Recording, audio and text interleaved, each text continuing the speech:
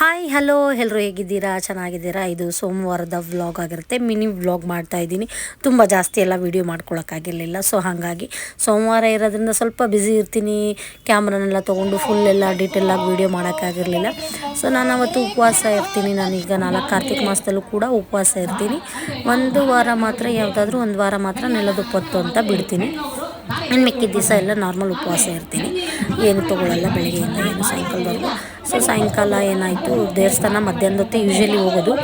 ಸರಿ, ಈ ಸೋಮವಾರ ಏನು ಮಾಡಿದೆ, ನಾವು ಉಪವಾಸ ಇರೋದ್ರಿಂದ ಸಾಯಂಕಾಲ ಹೋಗೋಣ ಅಂದ್ಕೊಂಡು ಸಾಯಂಕಾಲ ಹೋಗಿದ ತಕ್ಷಣ ದೇವಸ್ಥಾನದಲ್ಲೆಲ್ಲ ಫುಲ್ಲು ಜೋರು ಪೂಜೆ ಎಲ್ಲ ನಡೀತಾ ಇತ್ತು.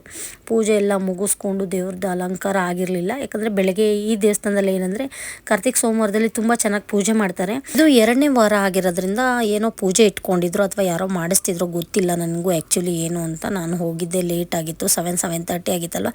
ಸೊ ಹಂಗಾಗಿ ನಾನು ಪೂಜೆ ಎಲ್ಲ ಮುಗಿಸ್ಕೊಂಡು, ದೇವರಿಗೆ ಅಲಂಕಾರ ಆಗಿರಲಿಲ್ಲ ಇನ್ನೂ ಕೂಡ.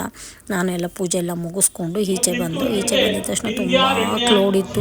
ತುಂಬ ಜನ ನೋಡಿ ಎಲ್ಲ ಪೂಜೆಗೆ ಅದು ಹೋಮ ಮಾಡ್ತಿದ್ರಲ್ವ, ಅದನ್ನೆಲ್ಲ ನೋಡ್ತಾ ಜನ ಇದ್ದರು. ಬಟ್ ನಮಗೆ ಬೇರೆಯವ್ರಿಗೆ ಹೋಗೋರಿಗೆಲ್ಲ ಮಂಗಳಾರತಿ ಕೊಟ್ಟು ಎಲ್ಲ ಮಾಡ್ತಿರೋದ್ರಿಂದ ನಾವು ಮಂಗಳಾರತಿ ಎಲ್ಲ ತೊಗೊಂಡು ನೋಡಿ ಎಷ್ಟು ಜನ ಇದ್ರು ಅಂತ ಮಂಗಳಾರತಿ ತೊಗೊಂಡು ನಿಂತ್ಕೊಳ್ಳೋಕ್ಕೂ ಜಾಗ ಇರಲಿಲ್ಲ. ಸ್ವಲ್ಪ ದೇವಸ್ಥಾನ ಮಾತ್ರ ತುಂಬ ಚೆನ್ನಾಗಿದೆ, ಆದರೆ ಜಾಗ ಚಿಕ್ಕದಿರೋದ್ರಿಂದ ಸರಿ ಆಯಿತು ಅಂದ್ಬಿಟ್ಟು ನಾವು ಬಂದ ವಾಲಗ ಎಲ್ಲ ಇಟ್ಟು ಪೂಜೆ ಏನೋ ಇತ್ತು ಅವತ್ತು.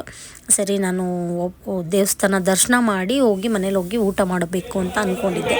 ಸರಿ ಅಂದ್ಬಿಟ್ಟು ಊಟ ಮಾಡಿರಲಿಲ್ವ ಅಲ್ಲ, ಹಾಗಾಗಿ ಬೇಗ ಬಂದೆ. ನಮ್ಮ ಮನೆಯವ್ರು ಇಟ್ಕೊಂಡ್ರು, ಇಲ್ಲ ದೇವಸ್ಥಾನದಲ್ಲೂ ನೀವು ಕೂಡ ಊಟ ಅಂದರೆ ಉಪವಾಸ ಇರ್ತಿಲ್ವ, ದೇವಸ್ಥಾನದ್ದು ಪ್ರಸಾದ ತಿನ್ಬೋದು, ಏನಾಗಲ್ಲ. ಇಲ್ಲೂ ಕೂಡ ಎಷ್ಟೋ ಜನ ಉಪವಾಸ ವ್ರತನ ಇದು ಮಾಡ್ತಾರಲ್ವ, ಮಾಡು ಏನಾಗಲ್ಲ ಅಂತ ಹೇಳಿದ್ರು. ಹಾಗಾಗಿ ವ್ರತನೂ ಪ್ರಸಾದನೂ ಅಲ್ಲೆಲ್ಲ ಪ್ರಸಾದ ಇಸ್ಕೊಂಡು ಮನೆಗೆ ವಾಪಸ್ ಆದೆ. ಇದಾಗಿತ್ತು ನನ್ನ mini vlog. Thank you for watching. See the next mini vlog.